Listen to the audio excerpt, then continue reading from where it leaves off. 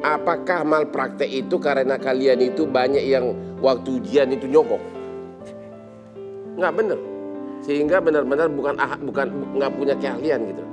Enggak lah ya, karena sebenarnya gini, dokter itu manusia Bang Hotman. Ya. Jadi dokter itu sama yang menurut saya seperti lawyer juga ya, seperti Bang Hotman. Jadi kalau kerja, kalau saya sih mungkin lebih santai ya karena dokter umum. Tapi kalau dokter spesialis, misalnya kebidanan atau anestesi yang stay di rumah sakit terus, jantung juga ya biasanya pokoknya malam-malam yang suka operasi gitu, ya pasiennya banyak juga. Mereka tuh kerja dari subuh sampai subuh lagi.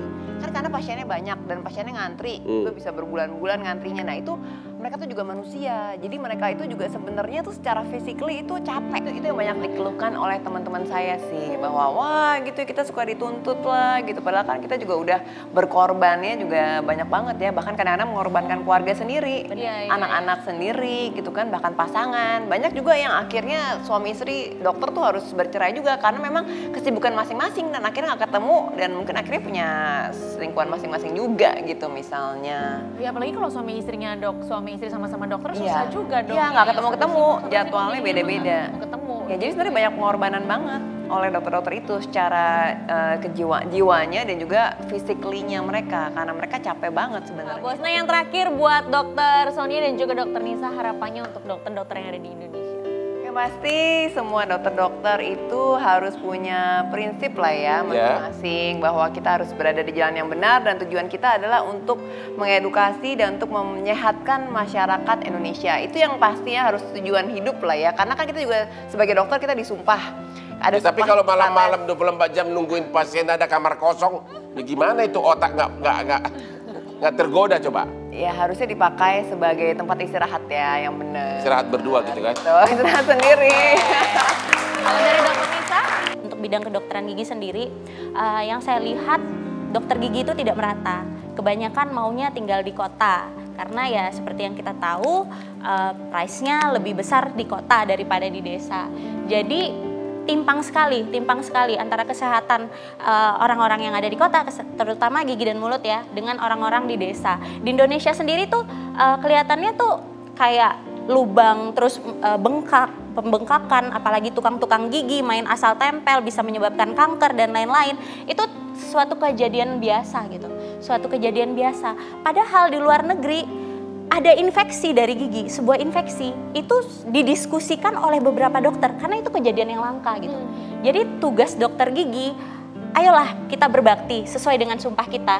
Kita pergi ke daerah, kita bantu, kita edukasi masyarakat. Apalagi untuk tukang-tukang gigi, vinir-vinir yang tidak berkompetensi, tukang-tukang yang melakukan vinir, melakukan gigi tiruan yang asal tempel tanpa melihat kesehatan manusia ya, kesehatan pasiennya. Ayolah kita sama-sama perbaiki gitu. Betul-betul mengabdi. Iya. Terakhir dari Moza, harapannya untuk PNS-PNS di Indonesia. Gimana Miyabi? Buat PNS-PNS di Indonesia, semoga mengabdi. Kuat imannya godaan dari kepala seksi, kepala bagian gitu. Harus kuat iman ya. Kuat iman dari itu pejabat-pejabat yang menggoda, begitu kan? Oke, apa lagi? Terus melayani masyarakat dengan penuh hati tanpa pamrih. Oke.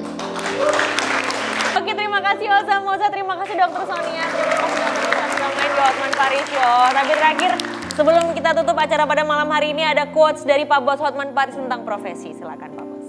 Tentang profesi, oke. Kepada para pemirsa, ya. Ada seorang yang sangat terkenal, sangat hebat, dan paling sukses di dunia. Dia mengatakan bahwa kunci sukses bukan karena sekolah tinggi, bukan karena bakat dari awal, tapi terutama adalah kegigihan. Itulah yang disebutkan oleh Raymond Kroc waktu berhasil mengambil alih McDonald.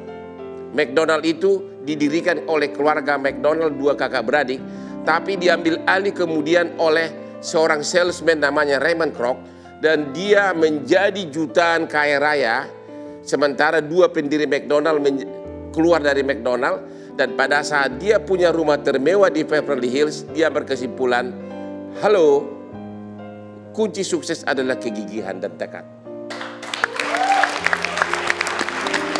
Oke, terima kasih juga untuk penonton yang sudah hadir di studio. Terima kasih juga untuk pemirsa yang sudah menyaksikan di rumah. Jangan lupa untuk terus saksikan Hotman Paris Show setiap hari Rabu pukul 7 malam hanya di iNews. Saya Lolita Agustin pamit undur diri, sampai jumpa minggu depan.